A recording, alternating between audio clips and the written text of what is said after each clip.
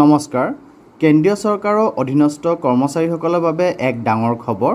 কেন্দ্ৰীয় কেবিনেটে আজি অনুমোদন জনালে অষ্টম দৰমহা আয়োগৰ টাইমছ অফ ৰেফাৰেন্সত। ইয়াৰ ফলত কেন্দ্ৰীয় চৰকাৰৰ প্ৰায় 50 লাখ কৰ্মচাৰীৰ দৰমহা আৰু প্ৰায় 69 লাখ পেঞ্চনাৰৰ সুবিধাসমূহ সংশোধন কৰা হ'ব। কেবিনেট বৈঠকৰ অন্তত এই সিদ্ধান্ত ঘোষণা কৰে কেন্দ্ৰীয় মন্ত্ৰী অশ্বিনী বৈষ্ণৱে।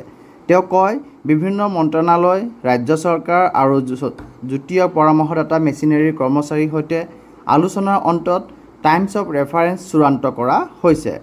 আয়োগে 18 মাহৰ ভিতৰত পৰামৰ্শৰ ৰিপৰ্ট দাখিল কৰিব বুলি আশা কৰা হৈছে। পূৰ্বে জানুৱাৰী মাহত কেবিনেটে কেন্দ্ৰীয় চৰকাৰৰ কৰ্মচাৰী আৰু অৱসৰপ্ৰাপ্ত কৰ্মচাৰীসকলৰ দৰমহাৰ গাঁথনি, ভাত্তা, পেন্সনৰ সুবিধাসমূহৰ পৰ্যালোচনা আৰু পৰিৱৰ্তনৰ পৰামৰ্শ দিবলৈ অষ্টম দৰমহা আয়োগ গঠনত অনুমোদন জনাইছিল।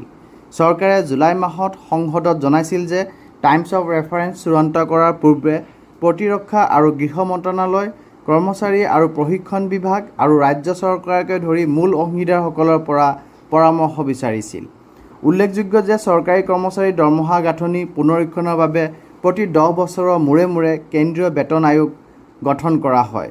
2014 চনৰ ফেব্ৰুৱাৰী মাহত গঠন হোৱা সপ্তম বেতন আয়োগৰ পৰামৰ্শসমূহ 2016 চনৰ 1 জানুৱাৰীৰ পৰা কাৰ্যকৰী কৰা হৈছিল। সেই অনুসৰি অষ্টম বেতন আয়োগৰ পৰামৰ্শসমূহ 2026 চনৰ 1 জানুৱাৰীৰ পৰা কাৰ্যকৰী হোৱাৰ সম্ভাৱনা আছে। মুদ্ৰাস্ফীতিৰ হেঁচাৰ সৈতে মোকাবিলা কৰাৰ বাবে কেন্দ্ৰীয় চৰকাৰৰ কৰ্মচাৰীসকলে ডিএ আৰু ডিআৰ বছৰত দুবাৰকৈ সংশোধন কৰা হয় এই 10 বছৰৰ মাজৰ সময়খিনিত। গতিকে কেন্দ্ৰীয় চৰকাৰৰ কৰ্মচাৰীসকলৰ এটি ভাল খবৰ যে তেওঁলোকৰ যি অষ্টম দৰমহা আয়োগ গঠনত অনুমোদন জানুৱাৰী মাহত দিয়া হৈছিল 2025 চনৰ, তাৰ টাইমছ অফ ৰেফাৰেন্স আজি কেবিনেটে অনুমোদন জনাইছে।